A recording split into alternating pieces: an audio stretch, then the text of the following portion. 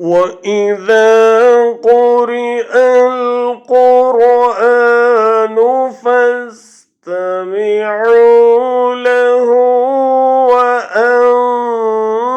وأنصتوا لعلكم ترحمون.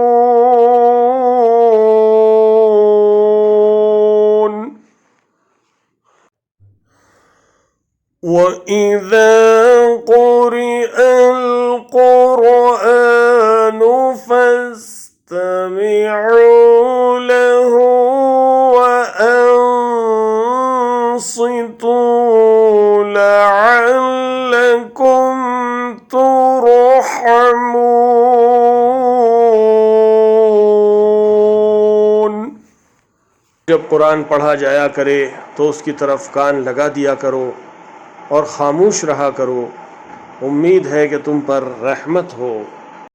So when the Quran is recited, then listen to it and pay attention that you may receive mercy.